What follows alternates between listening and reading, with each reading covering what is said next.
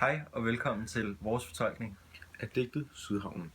Vi vil prøve at visualisere vores fortolkning af digtet. Så det håber vi, du kan lide. Sydhavnen. Hør solen spejles. Stille i kanalerne visker. Sagte i mine ører. Hør de små bakker skinner grønt. Snor sig under hinanden og er en. Morgen på Sydhavns titel. Jeg ser de sorte stammer hække. Dråberne af glaspuren fra de slanke fyrnåle. Jeg mærker friske skudlys i jorden.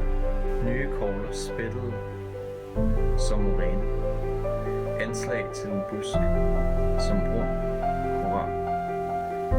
Mos i bunter og knolde af sand. Kan det ske, som den her fregne, at jeg rækker ud og tager din hånd, og du lader den hvile? Her skal vi blive mellem frugttræernes rimede kroner.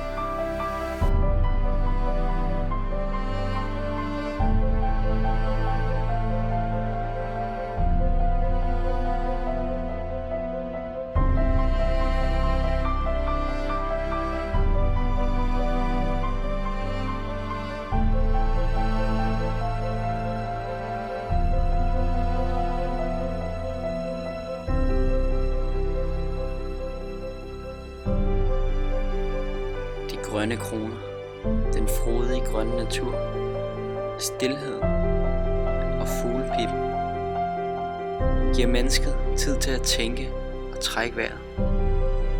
Bare en halv time ude fra den kaotiske og larmende by er der ånderum, marker, solskin, blå himmel. Det er herude, der er tid til at tænke over ting. Ikke lave noget. Bare nyde naturen. Friheden. Der er ikke noget bedre. Det er herude, der er tid til at leve, og tid til at tankerne kan gro.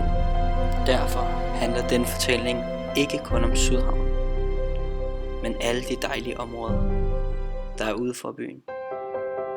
Vi må som københavnere sætte pris på det. Kom udenfor. Tænk os om. Tænk før vi taler. Hold af hinanden. Brug mere tid sammen.